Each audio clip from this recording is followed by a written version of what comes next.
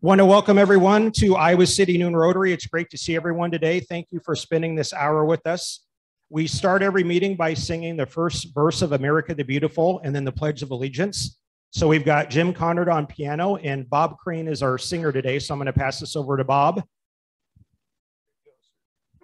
Here we go.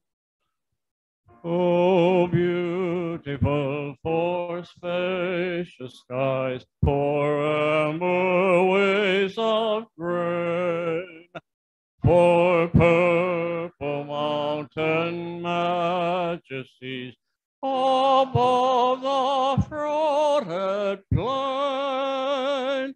America, America, God shed his grace on thee, and crown thy good with brotherhood, from sea to shining sea.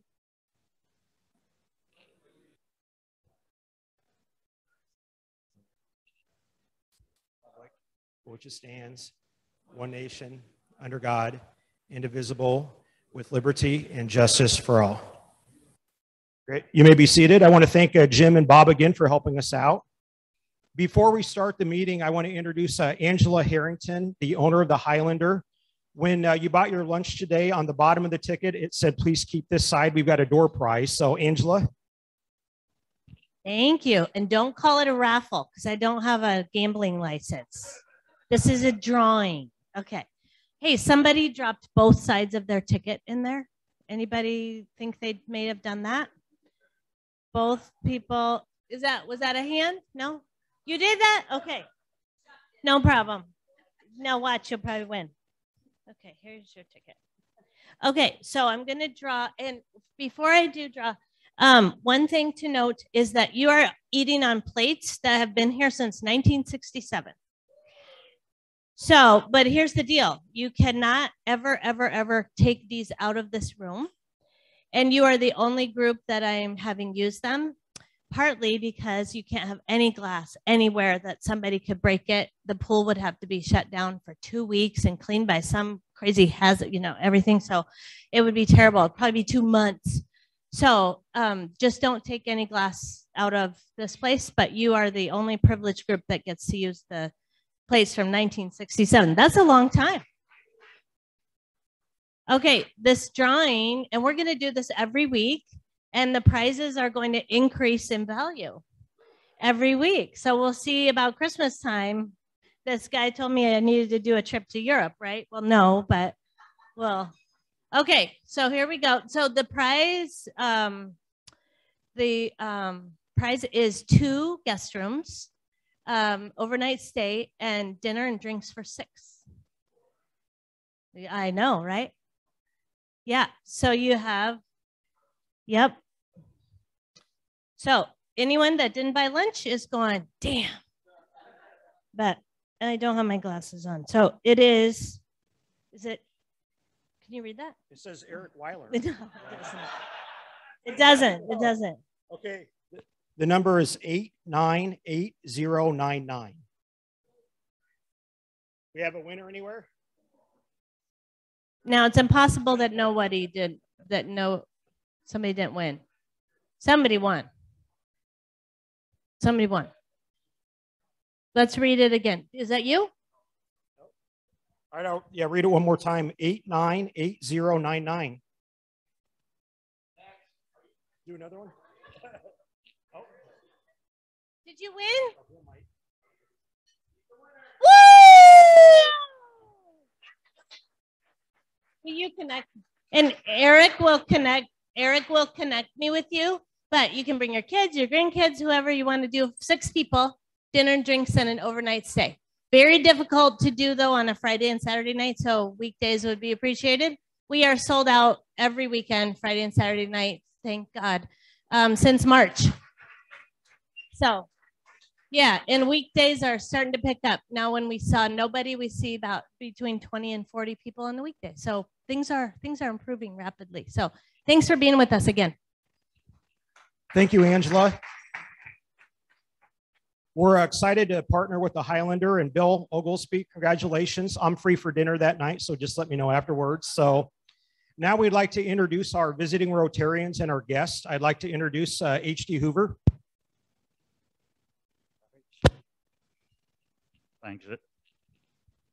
Thanks, Eric. Okay. Okay, we have a couple of visiting Rotarians, both from the Iowa City AM Club, Nancy Pacha and Phil Peterson.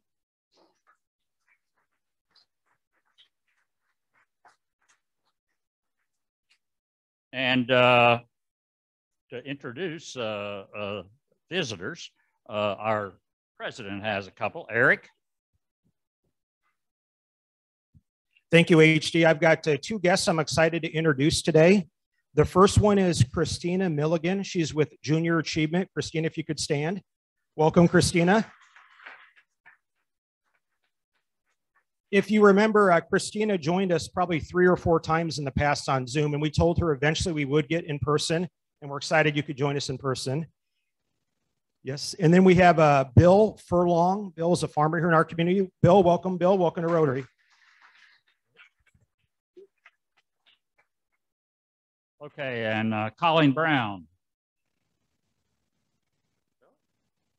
Hello, everyone. My guest today is David Lemur with Lemur Family Travel. He just opened doors in April in Coralville, Iowa. He's a transplant from New York State, and he's a resident of Iowa City, Coralville. Okay, thanks. Thank you all. Welcome to Rotary. Great, thank you, HD, and want to special welcome to all of our visiting Rotarians and our visitors. One of our goals this year is to increase our membership, so I want to challenge everyone to bring a guest this year. With more members, we can do more great work in our community and around the world. Now, one thing we want a special welcome to our folks on Zoom, and we thought you would be interested to see which of our members are on Zoom. So I'm going to turn this over to Ryan and Devin, and they're going to shout out the names of our folks who are on Zoom right now. We got Jim Scott here. I don't know if you can look up here. There we go. 2 ways. All right. They should be able to see you from the laptop. So there's Tara, Steve Schomburg, Brad Baldus, Brent Karstensen, Demi Dureska, Anna with 2 exclamation marks, Ann Parker, Jerry Waddlow, John Gabrielson, Mark Carberry, Robin Hepker, Sean Headland, Steve Wolken, Tara Menados, and somebody down here at the bottom who has their company name. Who is it? Do you know? Who is Vinch's Cooperative of Coralville? Who's there? Dick Johnson. If you all want to wave and say hi. If you cheer real loud, they can.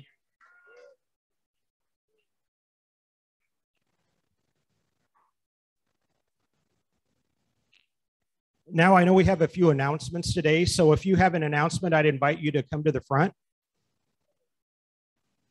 Dan's going to win the race up front. He's got an exciting event that we're going to be involved with that we need volunteers for. So, Dan? Eric just said what I was going to say. So, Dan Kuenzi here. So, Rock the Chalk is coming up downtown Iowa City. It's a event where local artists are going to be down at the Ped Mall using chalk art. And we have an opportunity to have a booth down there. We'll have a family-friendly event, probably a putt-putt type of a thing where they can win prizes. This is a great opportunity for us to showcase Rotary, get our name out there more, and try and encourage more people down there to come get us. So that is on Friday, August 6th from 5 p.m. to 8 p.m. And that's downtown Iowa City. So if you'd be willing and able to come down there and volunteer, myself, Eric will be down there, and we can do that. So holler at either one of us, and we'll get that done. Thank you. That's a Rotary is going to have a booth. Yes, Rotary is going to have a booth. All right, Barb Thomas here. Great to see everybody. You read my email, and here I am. I am your cheerleader for the food fight. Okay, the month of July is when the area Rotary clubs compete against each other to raise the most money for communities' food pantry. Now, it's a great cause, but I'm just going to tell you, we hardly ever win this championship. Okay, so come on, people. We want to win the famed golden turkey so that Eric can proudly display it here. We are in second place, but we are woefully behind. So I have brought this envelope. I will stand by the door at the end as a friendly reminder, AKA pest, to encourage you to give me your cash, your checks. I also sent you an email this morning with information if you would like to donate online. So we have about a week and a half left. So please support community and help us win the food fight.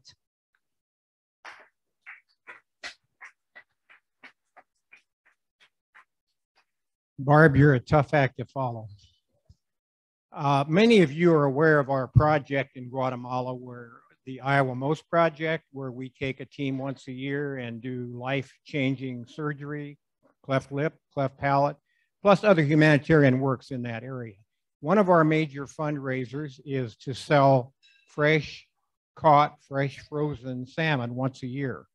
We're getting kind of down to the deadline here. I'd like to ask anybody to help support that process by going to iowamost.org and check out the order form, which needs to be done by Friday. So we're up against the deadline on this.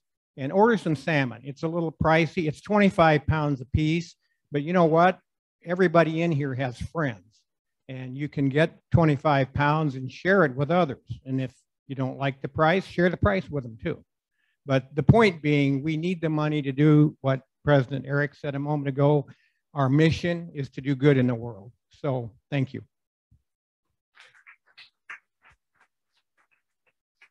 You can see we have a lot of exciting events going on. Rotary is very active in the community and a lot of exciting fundraisers as well. Now we're on to our Rotary moment of positivity and gratitude. And I'd like to introduce Jerry Fleagle. Yeah, please help me welcome Jerry. All right. Thank you, President Eric. So, well, again, I'm Jerry Fleagle and from the Hoover Presidential Foundation. And I just wanted to share a couple of minutes of gratitude and gratefulness that we've got. And I'm going to take everybody, first off, is I think Angela's not in the room, but I can remember specifically, I think it was last spring, she was on for a program. And I know I was driving back from Des Moines and actually listening to it on Zoom. And boy, I tell you, that was tough. I mean, you know, everything was leaned up against her, and it's just so great. And we're very grateful that, you know, she is doing well now, and we want to continue to have her do well. So anyway, I'd just like to take you through the pandemic. Maybe we don't want to go through the pandemic again, but both personally and professionally. And I think I've gained a lot of gratefulness and gratitude out of that. Back in March 2020, nobody really knew what we were going to face. I mean, I think at the time we thought we were going to face a couple weeks and that was going to be it. 16 months later, we're still recovering.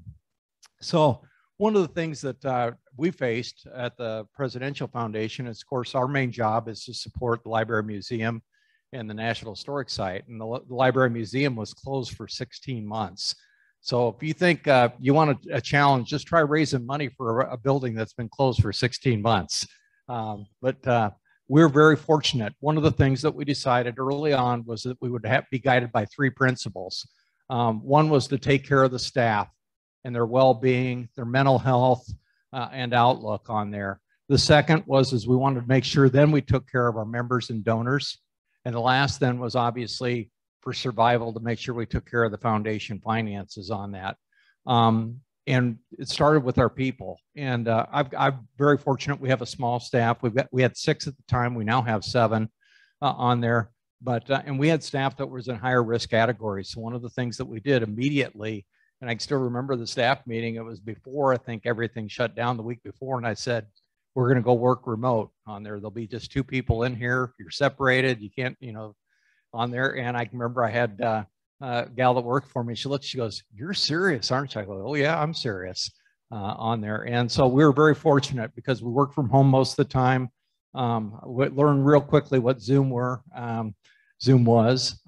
We had 3 different Zoom calls a week just to stay in touch with everybody to try and, because we had a really tight knit group. We had a group that basically we rang the dinner bell at lunchtime, and all 6 of us would sit down and have lunch together. I mean, and basically the only rule was we don't talk about work, and it was great.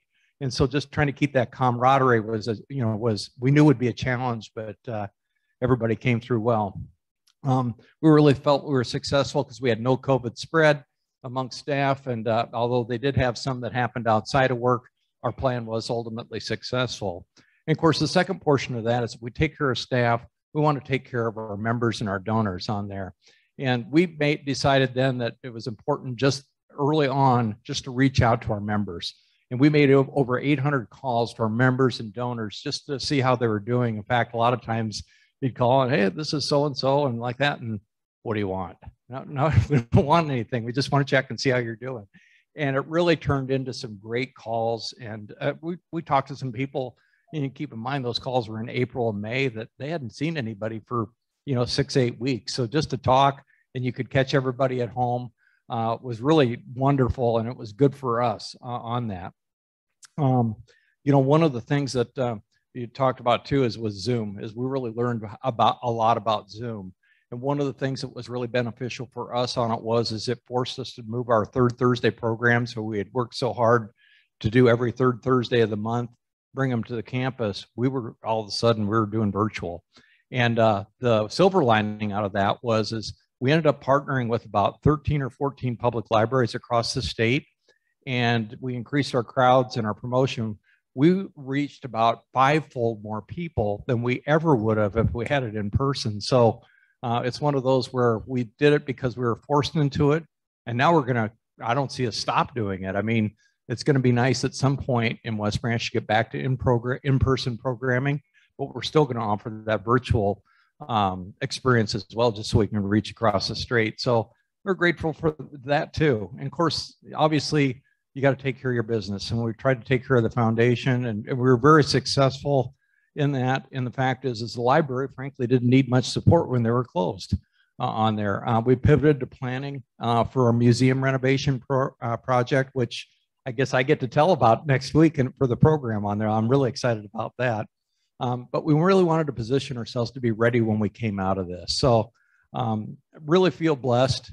Personally, my family, all 3 of my sons and my wife and grandsons all avoided COVID, all ended up getting vaccinated, except for the 3 and the 6-year-old yet on there. And so we've been very fortunate for that as well, and staff as well.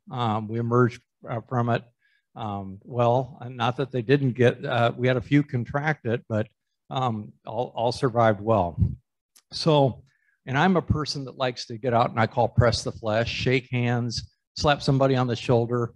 So the last 16 months have been hard for me. And when you start seeing people again, boy, it's great. And I really enjoy it on there. So, the thing that I think I'm really grateful for is we live in a wonderful country. We've got a lot of faults. We've got a lot of things we need to work on, but the vaccines that were developed in record time and a health system, and especially at least locally, I mean, the University of Iowa Health Clinics, I ended up getting mine in their mass clinic, which, they ran through 1,200-1,500 people a day. And I understand they could have done 5,000 if they had the vaccine. Was very professional, very slick.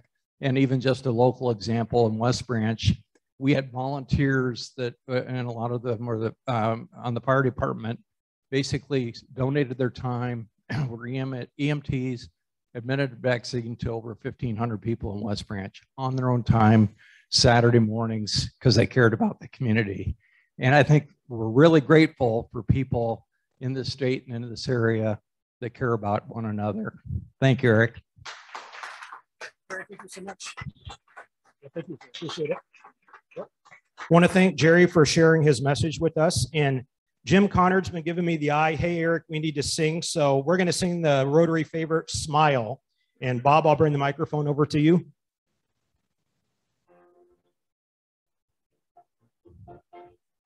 Smile and the world smiles with you. Sing a song. Don't be weary, just be cheery all day long. Whenever your trials, your troubles, and your care, seem to be more than you can really bear. Smile, and the world smiles with you. Sing a song. Thank you, guys.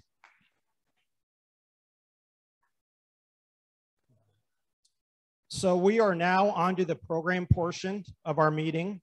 And we offered to introduce our speaker, and he wanted to introduce ourselves. And you never want to cross someone who's a wrestler, you know, they're going to be tough. But someone who's a University of Iowa wrestler and who's an All-American is going to be extra tough. So we have Luke Eustice today, and Luke is going to provide his introduction. And please help me welcome Luke.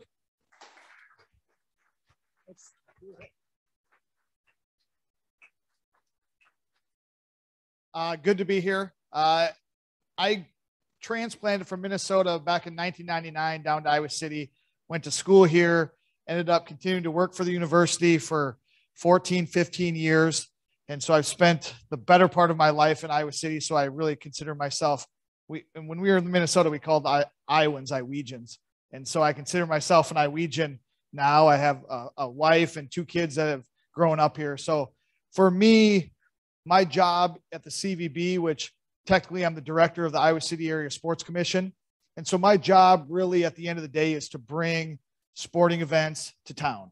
And I live in this community. And so it's a quality of life thing for me. If our hotels are successful, if our restaurants are successful, that makes my life that much easier. And that's really the driving force behind what I do is, hey, if it's a sporting event, I want to get it to town.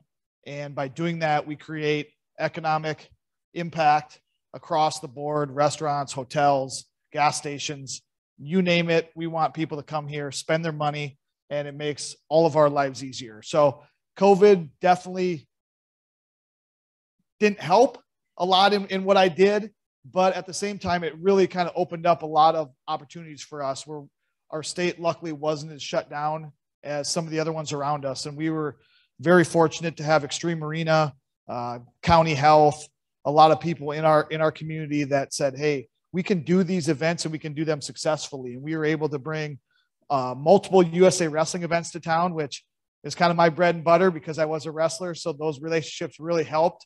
The Iowa Girls State Tournament Wrestling Tournament was in town in January. We had a few more in March. NWCA Division IIIs were in town, had some gymnastics events. And so those, I think even though the COVID wasn't great, it actually kind of helped our organization get people into town and really get them to the IRL, get them into the arena. And hopefully in the future, if I do my job, they will want to come back. And I think they do. And so ultimately, I enjoy what I do. I've been doing it for a little over 2 years now because it allows me to really give back to the community and really make an impact more than athletics was great, but they're in a silo. And, you know, just being able to do things that make a bigger impact is what I really enjoy doing. And I work with amazing people that share the same vision that I have, or I share the same vision they have, really. And it starts with my boss, Josh Schomburger, who's a member of the Rotary. And I've known him for a very long time. And I've always respected his leadership. And then now being able to work with him has been awesome. And we continue to add staff and hopefully grow what we're trying to do. And one of the things that we try to do, let's see, I got to push something. Bottom right. Bottom left. Your right or my left? All right, here we go. One big thing that we've been partnering with is Jingle Cross. And Jingle Cross is a cycling event. I like to call it, I mean, it's a carpenter, it's like a pentathlon. It's really the jack of all trades in cycling. They need to be good. They need to be good at gravel. They need to be good on grass, on dirt, on sand. They need to be able to get off their bike and run up a hill. They need to go over obstacles, run up stairs. It's a complete cyclist per se. This will be, we'll get to it, but this year will be October 15th and 17th out of the Johnson County Fairgrounds. I can go to the next one maybe. So again, kind of what is cyclo-cross? And it's a form of bicycle racing, typically takes place in the autumn and winter, consists of a closed course, and the pros they do a time. So the pros do 60 minutes. Some of us amateurs do less time, 40 minutes. And I'll tell you that it is more than enough. 40 minutes is plenty of time to do this. Again, it features pavement, trails, grass, steep hills, obstacles that require riders to get off their bikes. The bottom left, they're 18-inch barriers, basically like a 2x6 that's 18 inches high. Pros, they bunny hop over that, and it is amazing to see. I've seen a lot of amateurs try that and end up on their face. I have yet to try to do that. I do a good enough job landing on my face without having to do that. So I have not done that yet. Really, really huge sport in Europe. And that's really where this has originated from. We have been lucky enough to get some of these bigger events into town, and there definitely is a growing popularity in the United States. Still relatively young, but it is definitely growing. And I think the one thing I would say is I have always appreciated seeing some of the best people in the world do what they do. And we are lucky enough where in this sport, we are able to bring the best people in the world to our community. And you get to watch the best people do what they do, whether it's in sports, business, whatever it is. Even if you're not a cyclist, or even if I'm not a wrestler, or I'm not, in the business world, seeing and listening to people that do what they do and they're the best at it in their field is always awesome for me to be able to do. And I think it's kind of inspiring as well. Go to the next one. About the event, Dr. John Meehan, he is a doctor out in Seattle. And I don't know the specifics, but he does surgeries with robots basically over Zoom. Super successful guy, but he is the founder and he directs the director of this event.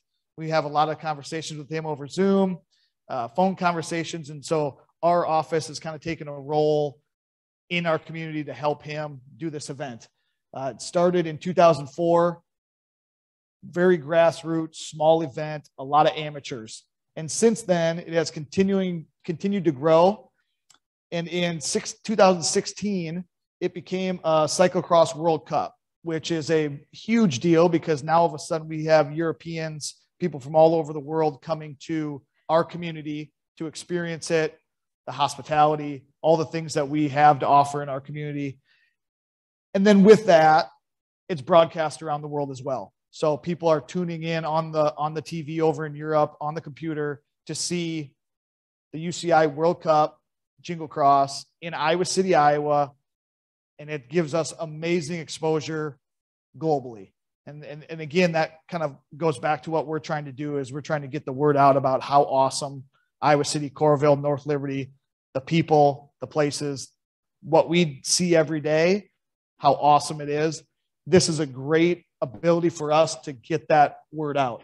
Obviously, last year was canceled because of the pandemic, and we are very excited to welcome them back again this year for 2021. The top left is a very steep downhill that comes off of what we call Crumpet Hill.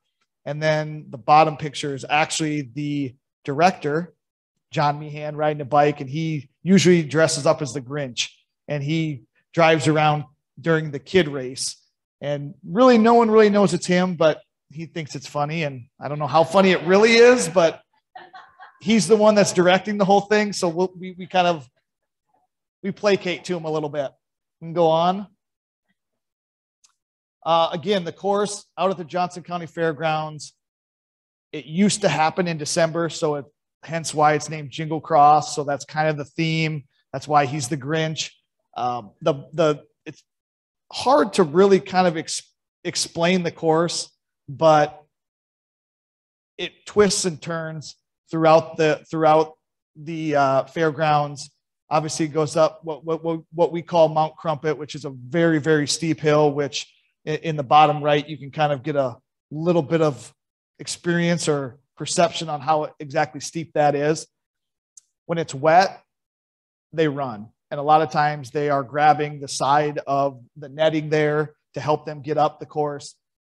I've actually seen some people ride up it, which I find is absolutely mind-boggling when it's been a little bit drier, but it's hard to walk up, let alone ride your bike up. So it is absolutely crazy. A lot of times they'll go up this again. It's a closed course, so the amateurs tend to go up it a little bit less time because they have a 40-minute race and it takes a little bit longer for them to get around the course.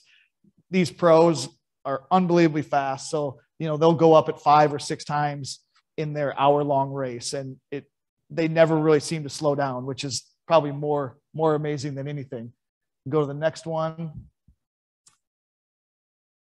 Again, it's more than just the pros. So it consists of over 50 races over 3 days. So we have different categories. There's bigger gentlemen that are over 200 pounds. They race in the Clydesdale division. We have kids that race in the Corridor Divos, which is a junior kind of club.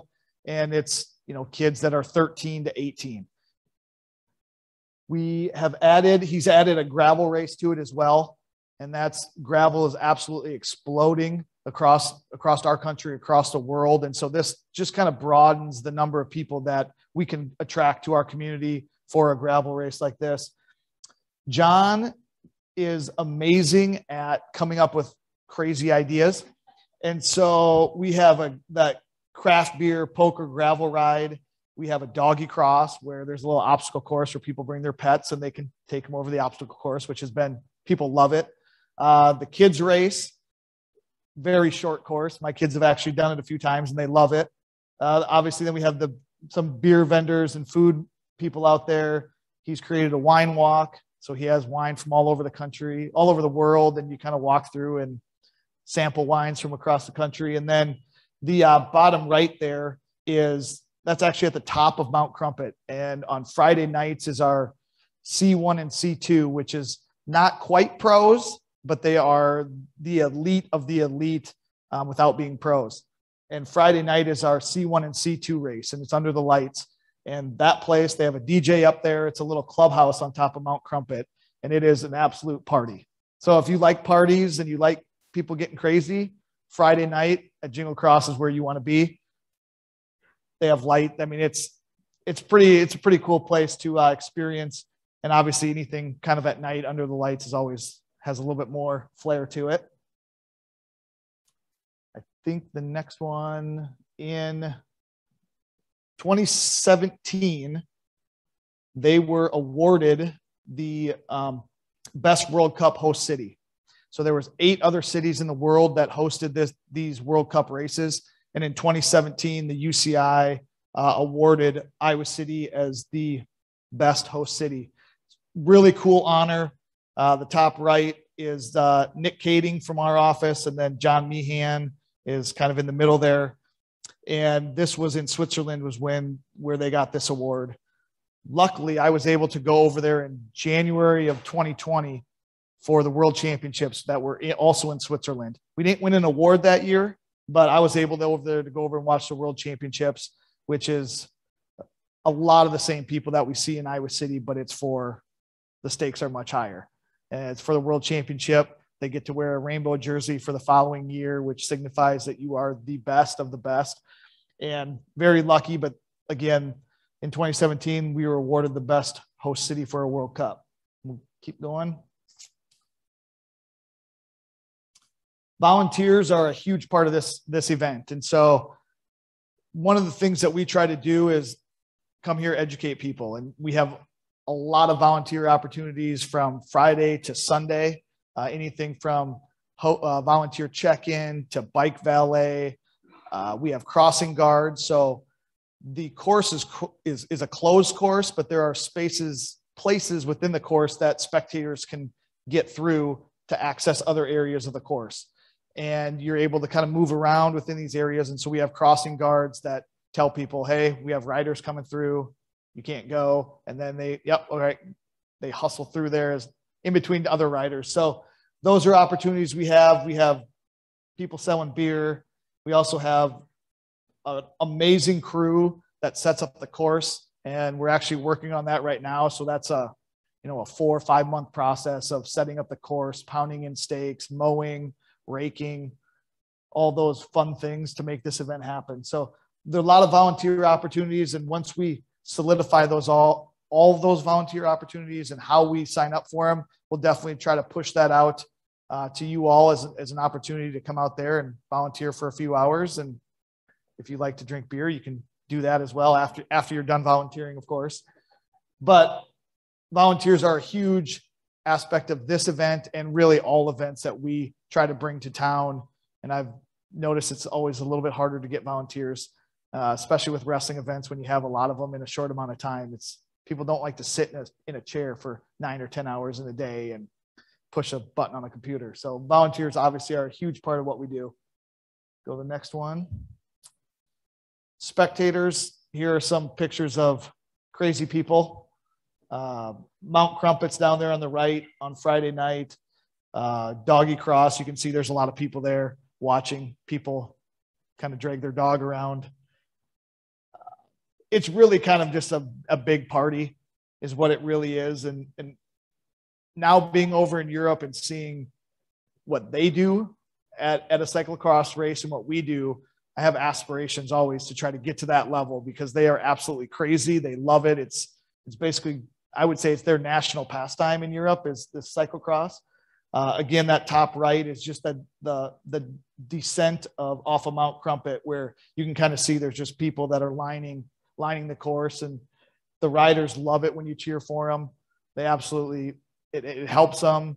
A couple years ago, somebody actually went over the barrier.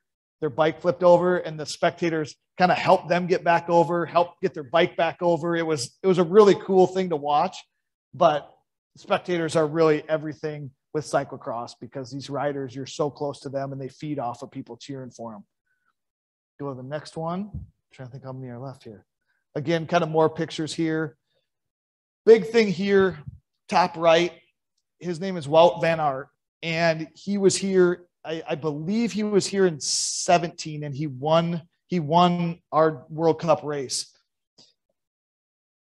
These people are the best of the best. He was actually just won 3 stages in the Tour de France, which is the biggest event for a cyclist that you can ever be in. He actually won 3 stages in that race.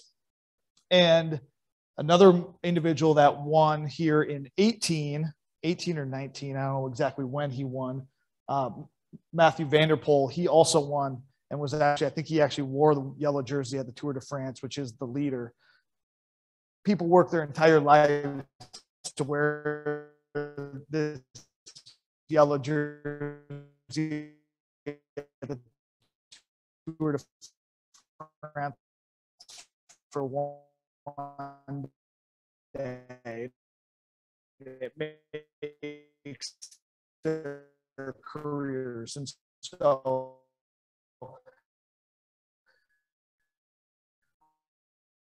a little bit of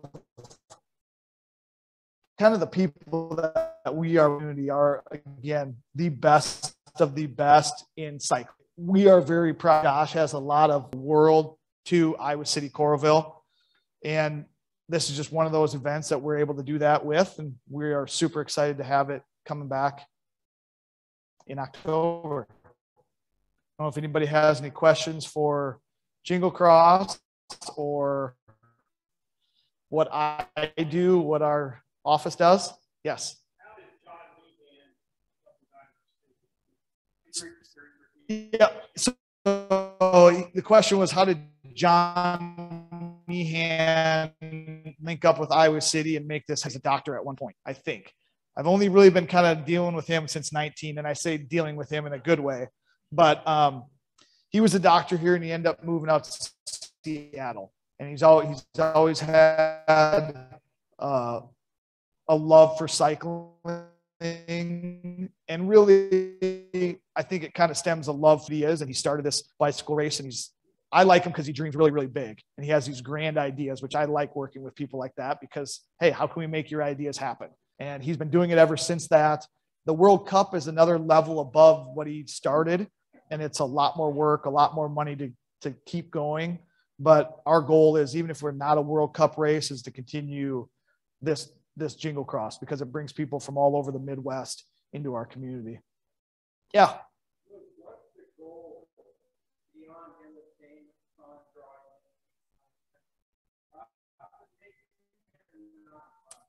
So the question was, what is the goal of the Sports Commission or the CVB or this event? So this event, all the proceeds go to the Children's Hospital.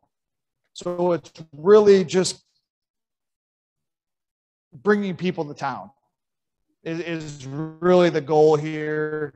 He's always given the money to the Children's Hospital. I think some years, obviously, there's a little more profit up here, but again, it's just how can we bring more people to town, and then how can we make the people that come to town, their experience the best that it can be, so they want to come back. Yep. Yes. So you can be any age to volunteer at Jingle Cross, pretty much. I mean, a high school kid is perfect. There's not too many jobs that, take a PhD to do. And I can attest to that because I've done a lot of jobs out there. But again, it's just bodies are the biggest thing. And high school kids are perfect because I think they can kind of appreciate that cycling. Everyone's kind of rode a bike before, so you can appreciate trying to ride it through sand and dirt and mud and up hills. Yep. So the actual dates of Jingle Cross are October 15th through 17th, which is a Friday through Sunday. And the pros will go on Sunday this year is what I'm hearing. So we're excited about them coming. I'm excited to see the pros as always. They're just at a completely different level. It is free to the public. So it's just really, really hard. When you're in Europe, you have to buy tickets, and tickets are expensive. But in here, it's just really hard for us to cordon off the fairgrounds. And we've kind of made it work without selling tickets, kind of made it work through beer sales. John does an amazing job with sponsorships. And so pretty much this entire event is put on through sponsorships that he has gone out and tracked down, got through his connections and everything. I think it would be easier if we could charge for people to come, but that would be an enormous undertaking to try to fence off that entire fairgrounds area. So it's just kind of, it's an event that we bring to town that is free to anybody that wants to come out and, again, watch the best people in the world do what they do. We're going to try something. We're going to try a Zoom question real quick to involve that crowd. Devin or Ryan, if you just want to let them know the first one raise their hand, we'd love to include them if there's a question for Luke. Get a taker.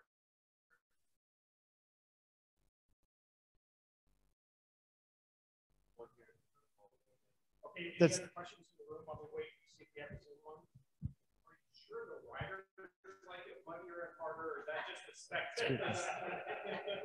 I like it muddier because I like to see them get dirty. I think the great thing about cyclocross is just like any sport, you have people that excel when it's muddy, excel when it's dry, and you never know what it's going to be like. And so I think that's kind of a little bit of that drama behind the racing. There's some really, really good guys, and you kind of think who's going to win, but a lot of it can really come down to what is the weather that day, what's the course conditions, and kind of leaves it up to the imagination, and there's a little drama involved in that. Don't think there's any more questions. So if there's no more questions, thank you. And hopefully when we get this volunteer set up, we can get it out to you. Yep. So Luke, I want to joke with you. So when I register, I'm going to look for the Clydesdale division, right? That's a clever name there. So in honor of Luke presenting today, Luke, one of the initiatives of Rotary is eradicating polio. It's a big initiative for Rotary for almost 40 years. So in honor of you speaking today, our club is going to make a donation to the Rotary Polio Plus, it's a tongue twister, Rotary Polio Plus Foundation. We'll make a donation in your name. And the Bill and Melinda Gates Foundation matches that 2-to-1. So that'll provide 70 polio vaccinations overseas in your honor. So thank you again. Final reminders, we've got a great program next week. Hopefully everyone can join us. Jerry Fleagle, who did our Rotary Moment of Positivity, is going to be presenting on the exciting Hoover Museum renovations that they're planning. And want to encourage everyone, you're checking for your emails, and I'm emailing everyone on Monday. I'm providing the speakers going to be that week. And I'm sure. And then on Wednesday, you should be getting a 4-meeting PowerPoint slide and announcement. If you're not getting that email, make sure you get that. We want to make sure we have a good email. So with that, we're going to end with the Rotary 4-way test. If everyone could please. Of the thing, say or do, is it friendships? Everyone, we are adjourned.